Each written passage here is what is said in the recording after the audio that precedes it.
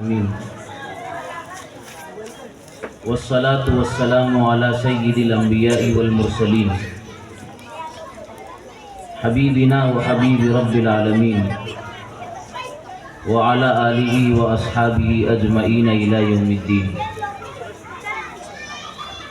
قال سبحانہ وتعالی فی کلامہ المجید اعوذ باللہ من الشیطان الرجیم بسم اللہ الرحمن الرحیم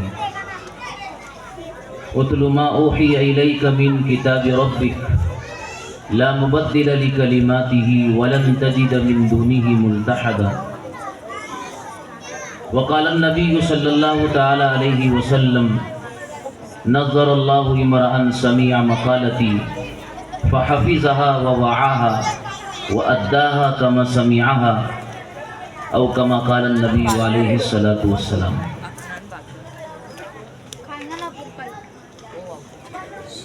آج کی اس بابرکت تقریب میں آئے ہوئے بہت ہی معظم اور مکرم شہر بھر کے تمام ہی علماء گرامی قدر، حفاظ اعظام اور اس بستی اور محلے کے تمام معزز احباب، دوستوں، بزرگوں اور معزز خواتین اسلام، آج ہم سب کے لیے بڑی خوشی اور سعادت کی بات ہے کہ ہمارے سامنے ایک نوخیز ادارہ مدرسہ رابعہ کے نام سے جو جاری و ساری ہے، اس میں ان بچوں اور بچیوں نے اللہ کے کلام کو تجوید کے ساتھ، صحت کے ساتھ، اس کے پڑھنے اور تلاوت کے تقاضوں کے ساتھ محنت کر کے اپنے استاد کے سامنے آج ہمارے سامنے انہوں نے مکمل کیا ہے۔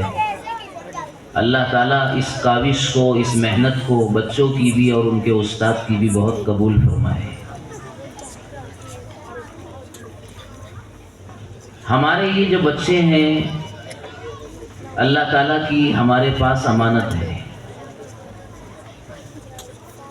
اور اس وقت تو پوری دنیا میں اور بالخصوص ہمارے ہندوستان میں والدین کے سامنے سب سے بڑا جو مسئلہ بنا ہوا ہے وہ اپنی اولاد کی صحیح اور اچھی تربیت کا مسئلہ ہے۔ اس لیے کہ ہماری نسلوں کے بگاڑ کی شکلیں بہت ہیں، لیکن بنانے کی شکلیں بہت محدود اور مختصر ہیں۔ اسی لیے بہت مشہور شعر ہے، یہ مدرسہ ہے تیرا میں کدا نہیں ساقی، یہاں کی خاک سے انسان بنایا جاتے ہیں۔ ایک ہوتا ہے میکدہ، شراب پینے کی جگہ ہوتی ہے، شراب کے عادی اور اس لذت کے عاشق اس میکدے میں اور شراب خانے میں جا کر کے جو تھوڑی بہت عقل ان کے پاس ہوتی ہے وہ بھی دے کر کے آتے ہیں، اور سب سے پہلا ظلم اور ستم اپنی بیوی پر اتارتے ہیں۔ وہاں ان کو نشہ کرایا جاتا اور پلایا جاتا ہے، اور ان کی عقل کو چھین لیا جاتا ہے۔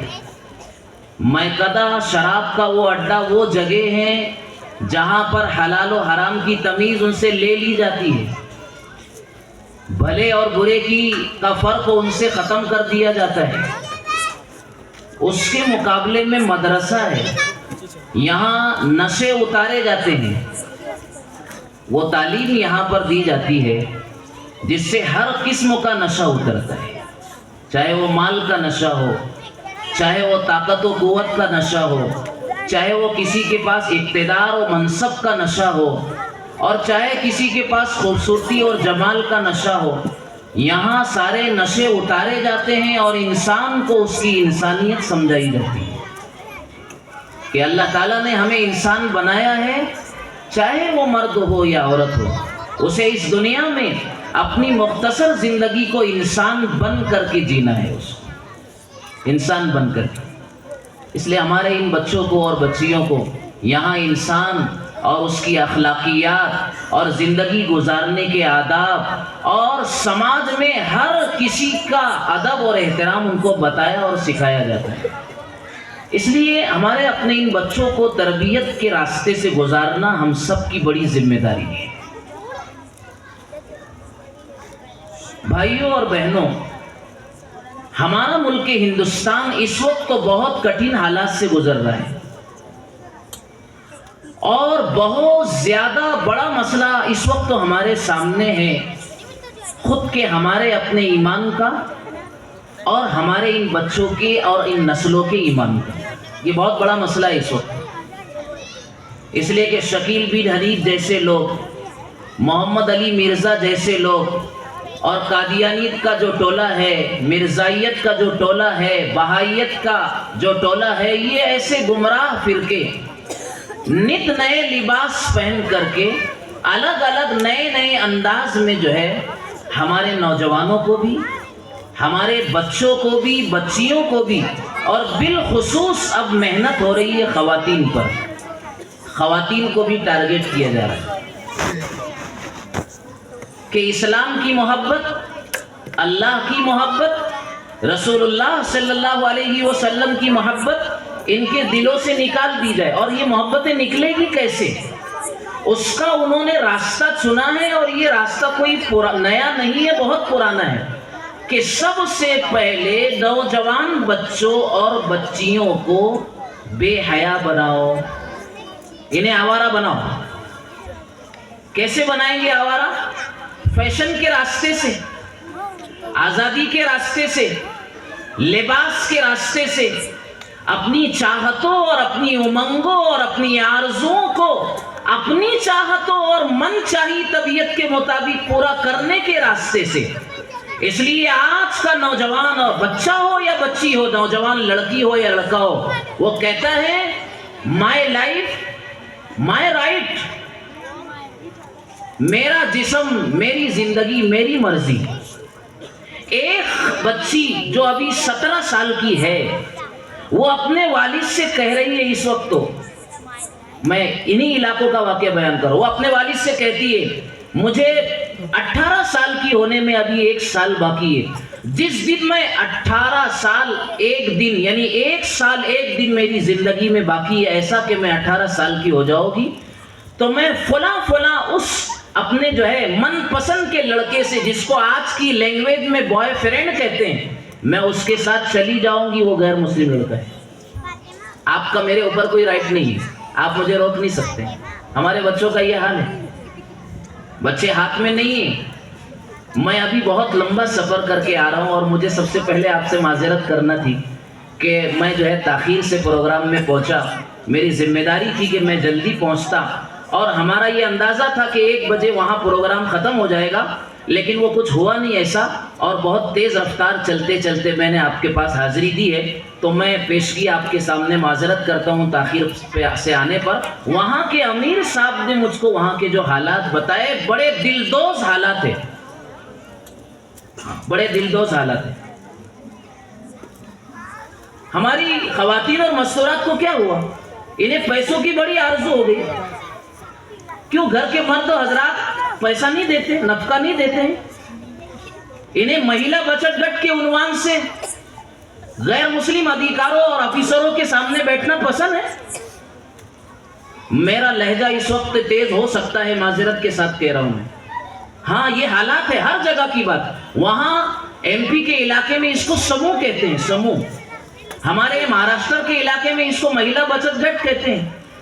2-4 غیر مسلم ادھیکاری اور آفیسر آتے ہیں، بند کمرے میں عورتوں اور مہیلاؤں کی میٹنگ ہوتی ہے، اور صاف لفظوں میں آپ سے کہتا ہوں، ہماری مسلم بہنیں اور جو ہے بچیاں بند سور کر کے غیر مسلم جو ہے ادھیکاروں کے سامنے بیٹھتی ہیں، اور ان سے سودی اور بیاج والا قرض لیتی ہیں، اور یہ میٹنگیں ہفتے 15 دن میں ان کے ساتھ ہوتے رہتی ہیں۔ ان کا ڈاکیومنٹ جمع کر لیا جاتا ہے، آدھار کارڈ جمع کیا جاتا ہے، اور جو مستورات جو ہفتہ ان کا ادا نہیں کر پاتی ہے اور وہ قرض چکا نہیں پاتی ہے، پھر انہیں ٹارگٹ کیا جاتا ہے۔ ان چھوٹے سے حقیر کے ٹھیکروں کے نتیجے میں ہماری ان بہنوں کو اپنی آبرو ان کے حوالے کرنا پڑتی ہے۔ اس قسم کے حالات سے امت گزر رہی ہے.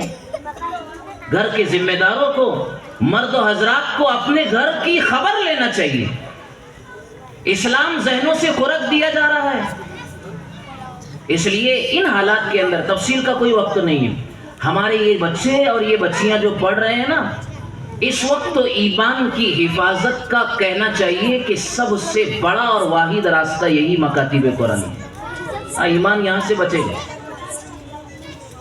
اس لیے بہت قدر کی نگاہ سے، محبت کی نگاہ سے اور بہت جو ہے فکر مندی کے ساتھ ان مکاتب پر توجہ دینے کی ضرورت ہے. میں آپ کو بات سناؤں، حضرت مولانا عمر صاحب پالنپوری رحمت اللہ علیہ، سب نے نام سنا ہے. دعوت و تبلیغ کی ایک عظیم المرتبت ہستی گزری ہے جن کو ہمارے مشائخین اور اکابرین نے لسان التبلیغ کہا.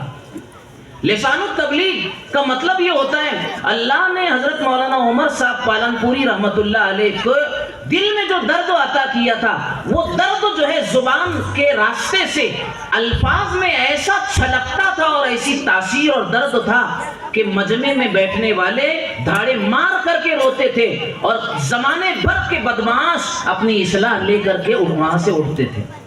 بہرحال جب یہ چھوٹے سے تھے، ان کی والدہ پالنپور میں رہتی تھی. پالنپور اس وقت زمانے میں بھی چھوٹا سا گاؤں اور دیہات تھا. بہت پرانی بات ہے. ان کے حالات زندگی میں لکھا ہوا ہے اور خود انہوں نے حالات اپنے بیان کیے. میری والدہ نے مجھے بمبئی میں اپنی خالہ کے پاس رکھ دیا کہ میرے بچے کو سنبھالو آپ. غربت تھی، قسم پرسی کا زمانہ تھا. اب تو لوگوں کے پاس خوشحالی بہت ہے. بہت خوشحالی اللہ نے اس امت کو دی ہے. اور یاد رکھو، حدیث بتا رہا ہوں میں، اللہ کے نبی صلی اللہ علیہ وسلم نے فرمایا تھا لَنَخْشَ عَلَيْكُمْ الْفَقْرَ، مجھے تمہارے اوپر فقر و فاقے کا کوئی ڈر نہیں ہے کہ میری امت فاقے سے پریشان رہے گی. آج بتائیے پورے علاقے میں، پورے شہادہ میں پوری ذمہ داری سے کہتا ہوں، کون بھوکا سوتا ہے؟ کون فاقے سے زندگی گزارتا ہے؟ ہماری نئی نسلوں نے اور ہم نے تو فاقہ دیکھا ہی نہیں ہے. بھوک کسے کہتے ہیں، فاقہ کسے کہتے ہیں؟ کہا کہ میری والدہ نے مجھے بمبئی چھوڑ دیا اپنی خالہ کے پاس. بمبئی کی چمک دمک کی زندگی تھی. خالہ نے مجھے قریب کی ایک اسکول میں ڈال دیا، کانوینٹ میں. 4 سے اور 8 مہینہ گزرا. ایک پروگرام ہوا، تمام پیرنٹس کو بلایا گیا، جیسے ابھی سالانہ جلسہ ہے مدرسے کا. مولانا اسلم صاحب بہت محنت کرتے ہیں، حافظ اسلم صاحب. ان کی بڑی تڑپ تھی کہ میں یہاں جلسے میں آؤں، اور میں بھی چاہتا تھا کہ ان بچوں کا پروگرام مکمل میں سنوں. اور میری طبیعت بھی یہی ہے کہ جہاں بھی پروگرام میں بلایا جائے پہلے پہنچنا چاہیے. لیکن اس مرتبہ مجھ سے تاخیر ہوئی. تو کہا کہ میری والدہ نے اسکول میں ڈال دیا. پیرنٹس میٹنگ ہوئی 4-6 مہینے گزرنے کے بعد. انہوں نے میری خالہ کو بلایا اور کہا کہ تمہارا یہ جو بھانجا ہے بہت ذہین اور بڑا ہوشیار ہے، بہت ٹیلنٹڈ ہے. اس نے تو ہمارا سلیبس اور ہمارا پورا نصاب جو پڑھایا جاتا ہے اسکول میں ازبر یاد کر لیا ہے، اور پورے کلاس کا نہیں. تمہارا یہ بھانجا تو پورے اسکول کا ٹاپر ہے، ٹاپر. ہاں مولانا عمر صاحب بچے تھے جب کی بات بتا رہا ہوں. کہا کہ اب جو ہے نا تمہارا یہ بھانجا ہمارے حوالے ہے. اس کی پوری تعلیم ہماری سوسائٹی اور ہمارا مینجمنٹ برداشت کرے گا. یعنی ابھی 13 سال باقی ہے گریجویشن ہونے کے لیے، گریجویٹ بننے کے لیے. پورا اس کا گریجویشن اور اس کی مکمل تعلیم آخر تک ہم ذمہ داری لیتے ہیں، تمہیں کچھ نہیں کرنا ہے، بس اس کو ہمارے حوالے کر دو. خالہ سوچی، بمبئی میں رہنے والی خالہ بمبئی جیسا سوچے گی نا، شادہ میں رہنے والی خالہ شادہ جیسا سوچے گی. ماحول کا اثر. ماحول بہت بڑا استاد ہے میرے بزرگوں. یہ ہمارا جو کرتا گھٹنے کے نیچے آیا ہے ڈابل کی برکت ہے. حضرت جانتے ہیں، حضرت جو ہے ڈابل کے جو ہے قدیم جو ہے فضلہ میں سے ہے، حضرت مولانا فیض اللہ صاحب دامت برکاتہم. ایک ماحول، ہم اپنے بچوں کو گھر میں جو ماحول دیں گے وہ ایکسیپٹ کرے گا. مدرسے میں ان کو اللہ اور اس کے رسول کا ماحول دیا جاتا ہے، اس لیے اللہ اور اس کے رسول کی محبت ان کے دلوں میں آتی ہے. آج ہمارا سماج، ہماری سوسائٹی، ہمارا گھر کا ماحول، ہم اپنے بچوں کو جو ماحول دینا چاہیے، سچی بات ہے کہ ہم نہیں دے پا رہے ہیں. ہم تو کمانے میں مصروف ہیں، اور ہماری مہیلاؤں اور مستورات کو ماشاءاللہ موبائل سے فرصت نہیں ہے. ایک دم سیدھی اور سادی بات ہے، آج ایک دم فرصت نہیں ہے. ہاں، پڑوسی ملکوں کے سیریل چل رہے ہیں گھنٹوں تک. ایپیسوڈ پہ ایپیسوڈ ختم ہو رہے ہیں. بہت برا حال ہے میرے بھائیوں ہماری نسلوں کا. بہت زیادہ توجہ دینے کی ضرورت ہے. تاکہ ہماری خالہ تو بڑی خوش ہو گئی. آگے ٹھیک ہے, سال گزر گیا, ویکیشن آیا, چھٹیاں آئی, تعطیلات, میں لے کر کے خالہ میری پالن پور آئی بمبئی سے لے کر کے, اور خالہ اس بات کے زام اور خوشی میں تھی کہ اماں بھی جو ہے بڑی خوش ہو جائے گی. اماں کے سامنے سارے حالات بیان کیے کہ تیرا بیٹا تو بڑا ذہین و ہوشیار ہے, اور اسکول والے نے تو آگے تک کی ساری تعلیم کا لاکھوں روپے کا خرچہ لے لیا ہے, اب تجھے کیا فکر ہے, تیرا کیا کہنا ہے بتا. اماں جان نے کہا, نیک خاتون, پارسا خاتون, دیہات کی رہنے والی, اللہ کے خوف کے ساتھ زندگی گزارنے والی ماں کیا ہوتی ہے. ہاں, زندگیوں میں جب ہمارے ڈر اور خوف نہیں رہے گا, ہماری نسلیں کس سے ڈرے گی. کہا کہ اچھا, اماں نے کہا, مولانا عمر صاحب کی والدہ نے کہا کہ میرا بچہ اتنا ہوشیار ہے, ماشاءاللہ, اتنا ذہین ہے, تب تو بہن میرا فیصلہ یہ ہے کہ اس کو مدرسہ پڑھاؤں گی. ہاں, تب تو میرا فیصلہ یہ ہے کہ اس کو مدرسہ پڑھاؤں گی. خالہ کے سارے خواب چکنا چور, سارے ارادے جو لے کر کے چلی تھی معاملہ الٹا ہو گیا. بجائے خوش ہونے کے اس نے تو پانی پھیر دیا میری ساری تمناؤں کا. پر آگے نہیں, اس کو تو مدرسہ پڑھاؤں گی. جب اللہ نے اتنا ذہین بنایا تو مدرسہ, اور ہم لوگ کون سا مان دیتے ہیں مدرسے کو. وہ ایمانداری سے بولنا, ایک دم ڈیمس, سر پہ سارے محلے کو اٹھانے والا, اس کو مدرسے کے حوالے کہ یہ مدرسہ پڑھے گا. اور ٹیلنٹڈ, بہت ایکٹیو, بہت ذہین و فطین, فراست کا مالک, ہوشیار, اس کو کہاں حوالے کریں گے. یہ تو اسکول میں جائے گا, یہ تو کالج پڑھے گا. بالکل پڑھائیے, اسکول پڑھائیے, کالج پڑھائیے, لیکن اسے انسان بنا کر کے, اللہ کا غلام بنا کر کے اللہ کی محبت و رسول بھی تو سکھانا ضروری ہے. ورنہ اس کا 1 لاکھ, اس کی 1 لاکھ کی پگار, اور اس کی 1.5 لاکھ کی پگار, اور 2 لاکھ کی پگار اس کے ایمان کو نہیں بچائے گی. ہاں, اس کے ایمان کو نہیں بچائے گی. لوگ کہتے ہیں مولانا لوگوں نے کیا دیا, یہ مدرسے کیا دیتے ہیں, میں بتاؤں آپ کو. ہاں, قرآن شروع ہوتا ہے بسم اللہ سے, وہ پہلے با حرف ہے اس کا, برابر.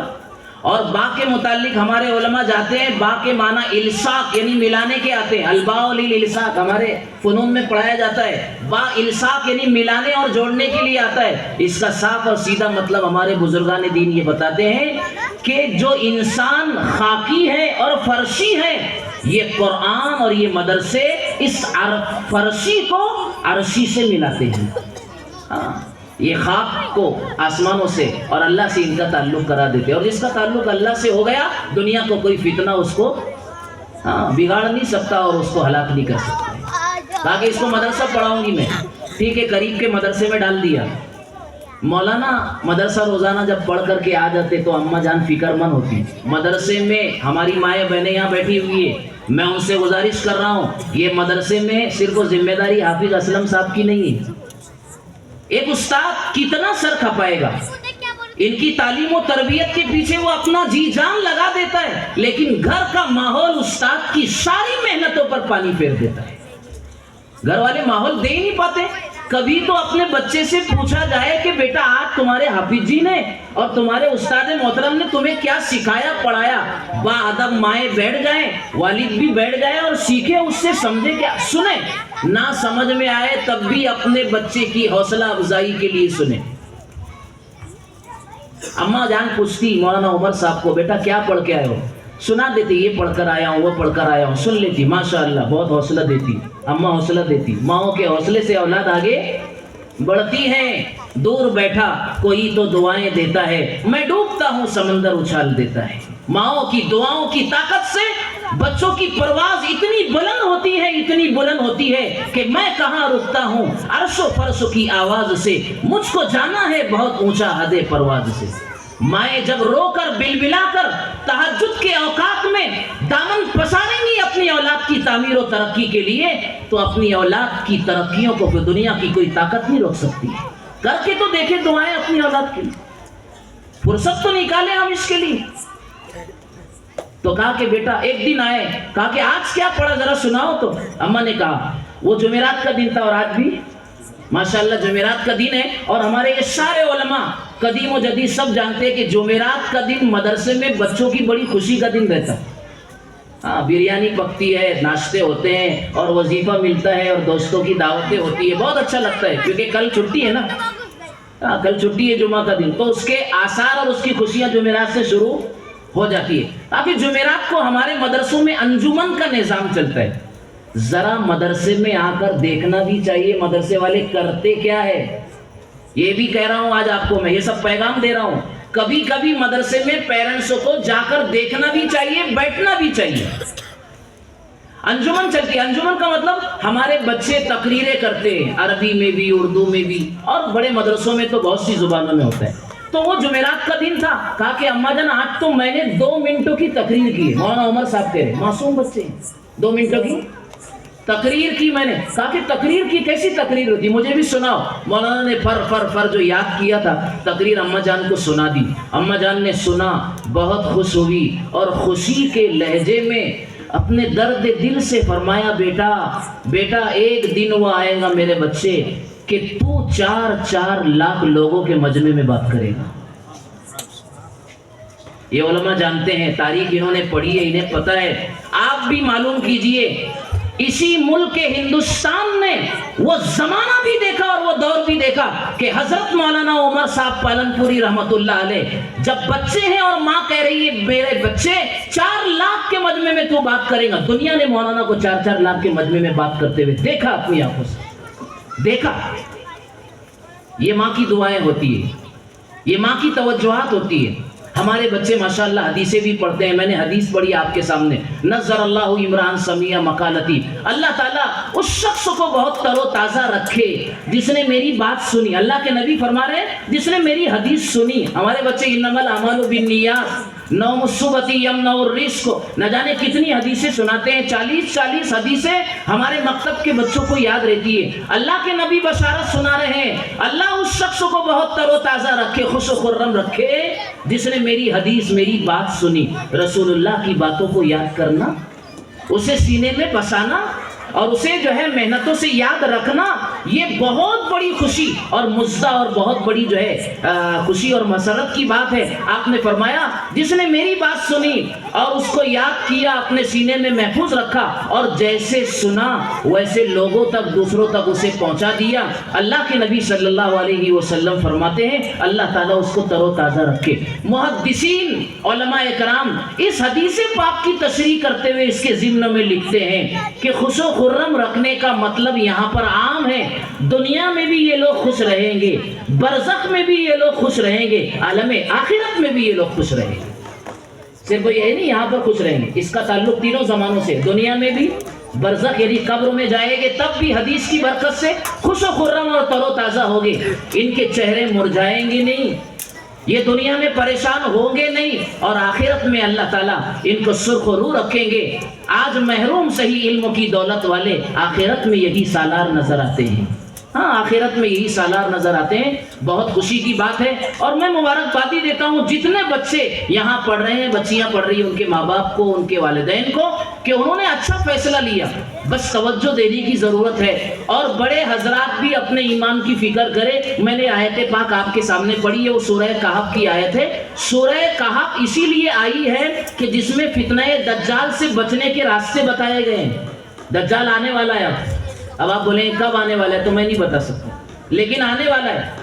دنیا میں جس قسم کے حالات چل رہے ہیں اور جو فتنے وجود میں آ رہے ہیں اور جو احوال و قوائف امت کے سامنے آ رہے ہیں کہ صبح ایک آدمی ایمان والا ہوتا ہے, شام پتہ چلتا ہے کہ وہ شکیل بن حنیف کا جو ہے دعوے دار اور اس کا جو ہے مبلغ بن گیا. ان حالات میں قرآن پہلا راستہ ایمان کی حفاظت کا اور دجالی فتنے سے اپنے آپ کو بچانے کا, اتل ما اوحی الیک من کتاب ربک. آیت پاک میں نے خطبے میں پڑھی تھی کہ اللہ تعالیٰ کی کتاب کے ساتھ, اس کی تلاوت کے ساتھ اپنا رشتہ جوڑو.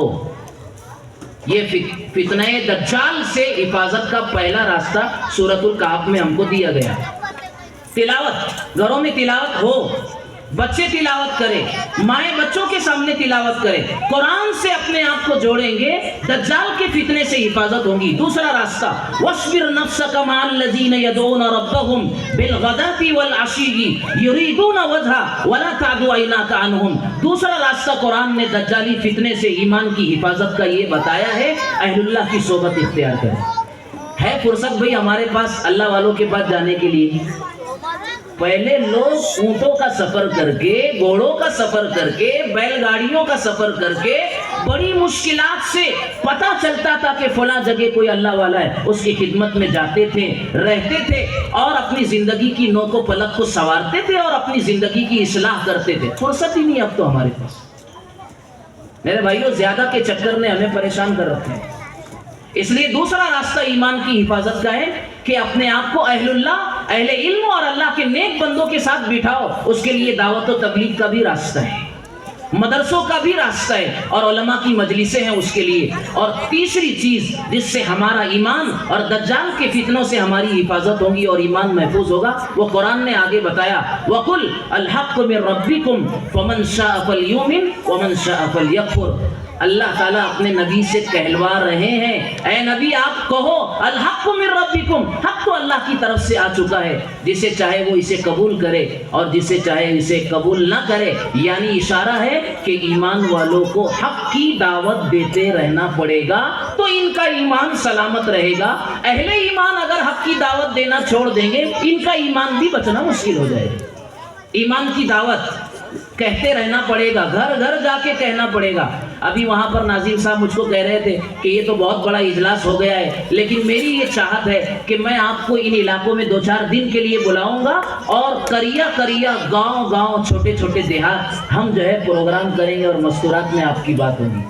آج ہم نے جو درد دل وہاں پر پیش کیا تھا، انہوں نے کہا کہ ضرورت ہے آپ جیسے لوگوں کی کہ ہم دیہات آپ کو لے کر کے جائیں۔ اتنا برا حال ہے کہ ہماری یہ مائیں اور بہنیں اور ہماری بچیاں کچھ سمجھنے کے لیے تیار نہیں۔ ہماری بچیوں کو چمک نظر آ رہی ہے دنیا کی، کسی کی اچھی گاڑی وہ پسند آ گئی ہے، اس کے ساتھ ہو لیے، کسی کا اچھا مکان بنگلہ نظر آ گیا ہے، وہ پسند آ گیا ہے، اب وہ اپنی آنے والی زندگی کو اس کے ساتھ کھپانا چاہتی ہے۔ میں نے کل ہی ایک ویڈیو کسی ساتھی نے بھیجا اور اس کے نیچے لکھ کر کے بھیجا کہ مفتی صاحب اس کو ضرور دیکھو آپ، ایک ننگا چاپڑ آتا ہے نا مارنے والا دھاردار، وہ لے کر کے ایک نوجوان کے ہاتھ میں ہے اور 2 نوجوان غیر مسلم ہے تینوں، ایک بچی کو، اسکولی بچی کو پکڑ کے لائے اسکول کے پیچھے۔ کیسی بولی بن گئی ہماری بچیاں، کیسی بولی بن گئی ہے۔ اسکول کے پیچھے والا حصہ، بیک سائیڈ جو ویران ہوتا ہے، وہاں پر 3 نوجوان، اس کا بوائے فرینڈ جو غیر مسلم ہے، اس کا تعلق والا، وہ اسے بلاتا ہے، وہ اس کے بعد چلی بھی جاتی ہے اور پہلے سے اس کے 2 دوست کو وہاں پر تیار ہے، چاپڑ تیز دھاردار ہتھیار اس کے ہاتھوں میں ہے اور بڑی جو ہے بے دردی سے اس کو وہاں پر اس کو پہلے اس کے ساتھ سب کچھ کر لیتے ہیں اور اس کے بعد اس کا گلا گھونٹ دیتے ہیں۔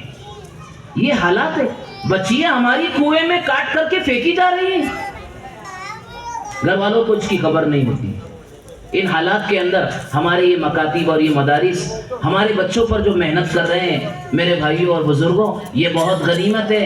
ہم ان کے ساتھ جڑے، ان کے ساتھ جو ہے اپنے اوقات کو اور اپنی زندگی کو لگائیں اور اپنے مال کو جو اللہ نے آپ کو دیا ہے ان کا تعاون کر کے ہم اپنے ان مکاتب کو مضبوط کریں گے، ہمارے نسلوں کی ایمان کی حفاظت ہوگی اور ہم سب بھی چوکن نہ رہے اپنے ایمان کے تعلق سے۔ اللہ تعالیٰ اس ادارے کو جو بہت بڑی خاتون کی نسبت پر ہے، تمام بچوں اور بچیوں کو وہ نسبت عطا فرمائیں اور اللہ تعالیٰ ان مکمل کرنے والی بچی اور بچوں کے لیے جو ہے قرآن کے ناظرے کو اللہ تعالیٰ مبارک کرے اور اس کو ترقیات سے مالا مال فرمائے۔ میں انہی الفاظ کے ساتھ اپنی بات ختم کرتا ہوں۔ ہماری حاضری کو اللہ تعالیٰ قبول فرمائے۔ وآخر دعوانا الحمدللہ۔ جزاکم اللہ احسن الجزا۔ استاد محترم نے بہت ہی نصیحت آمیز اور فکر انگیز باتیں ہم سب کے سامنے پیش کی ہے۔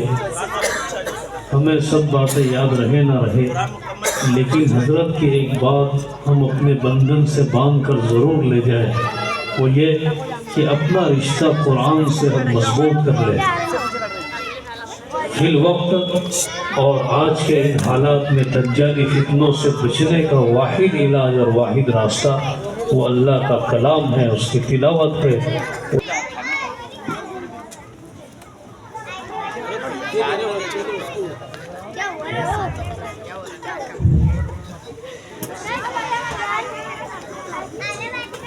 بسم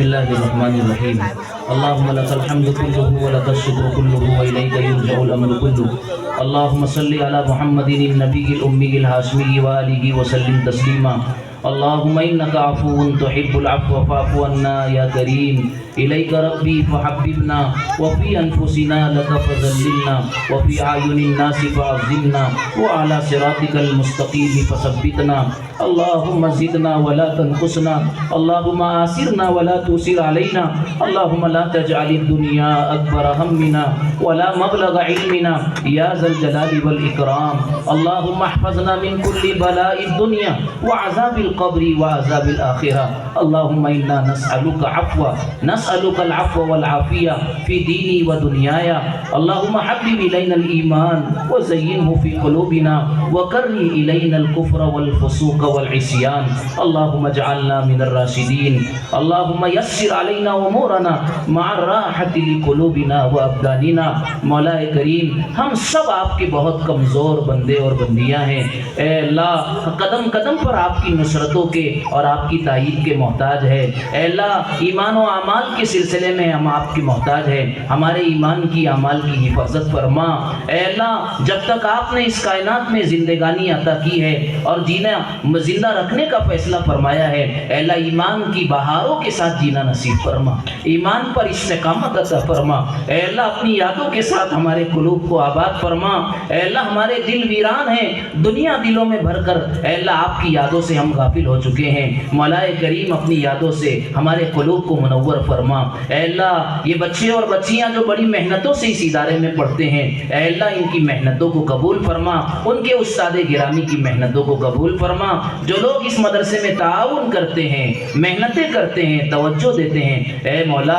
ایسے تمام بھائیوں کی زندگیوں میں برکت عطا فرما ان کے مال و منال میں کاروبار میں خوب برکت عطا فرما اے اللہ ان کو دنیا اور آخرت کی خوشیاں عطا فرما اے اللہ ان کی اولادوں کو ان کی آنکھوں کی ٹھنڈک بنا اے اللہ ہماری اولاد کو ہماری آنکھوں کی ٹھنڈک بنا اولاد کے دکھوں سے ہم سب کی حفاظت فرما اے اللہ ہماری نسلوں کے ایمان کی جان کی مال کی آبرو کی حفاظت فرما اے اللہ پورے ملک میں امن و امان کی فضا کو قائم فرما اے اللہ جتنے لوگ دین کی نسبت پر محنت کر رہے ہیں اے اللہ سب کی محنتوں کو کاوشوں کو قبول فرما اے اللہ آپس میں جوڑ عطا فرما اتحاد کی شکلیں پیدا فرما آپس کی رنجشوں سے اختلافات سے دوریوں سے حفاظت فرما اے اللہ ہم سب کو ایک دوسرے کا اکرام کرنے والا بنا یہ تمام تر علماء اکرام اے اللہ انہی بنیادوں پر محنت کر رہے ہیں ان علماء اکرام کی محنتوں کو قبول فرما اے اللہ ہمیں اپنے بڑوں کا اکرام نصیب فرما ہمارے گھر میں مولا تیری باتیں اور تیرے نبی کی باتوں کو زندہ فرما